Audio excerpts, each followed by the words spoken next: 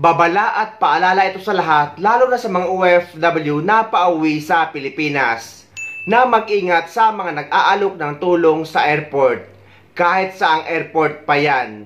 Dahil isang kababayan natin ang nagbahagi ng karanasan ng nakasabayan niya nung na-stranded sila sa Hong Kong airport.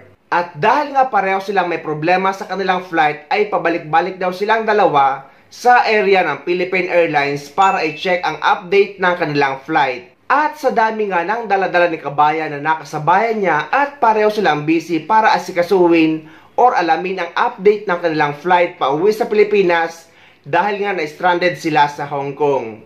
May isang kapwa Pinay daw ang nag-alok ng tulong para hawakan at bantayan ang mga daladala nitong maleta. Ngunit dahil na busy si kabayan at nalingat sa pag-asikaso ng flight update nila pauwi sa Pilipinas, at pagbalik daw niya ay wala na yung Pilipina na nag-alok ng tulong para hawakan or bantayan ang kanyang maleta.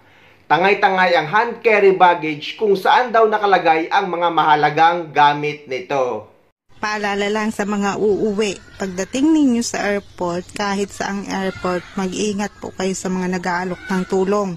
Huwag ninyong pabibit-bitin ang mga gamit nyo at mga daladala. Kasi nung ako po ay umuwi, na-stranded kami ng Hong Kong, may kasamahan po akong nakasabay doon na magpo-for good na siya. So, ang dami niyang dalang maleta, 3 luggage, at isa doon ay hand carry. So, may nag-offer sa kanya na tutulungan ng pagbitbit ng hand carry. Tapos, ayun, dahil nga nagka-problema kami, napunta kami ng immigration, pinakuha ulit ang mga bagahe namin. So, sa dami-dami niyang bit-bit, akala niya tutulungan siya, kapwa Pinay din yun. Tapos nung nalingat na siya, kasi every 30 minutes, pumupunta kami sa pwesto ng Philippine Airlines para magtanong ng update. So ayun, nalingat siya. Tapos hindi na niya nakita yung may bit-bit ng kanyang luggage. So nagreklamo naman siya sa Philippine Airlines, pero hindi sinagot ng Philippine Airlines kasi nga, hawak pa niya yung mga luggage niya eh. So ayun, hindi niya nabawi yung kanyang hand carry. Hand carry pa naman yun, yung mga mahalaga na andon. So wala nang nagawa, kundi lumipad na lang kami nang nawawala yung hand carry niya. So mag-iingat kayo sa mga nag-aalok ng tulong. Guys, nakaka-alarma na yata ang ganitong pangyayari.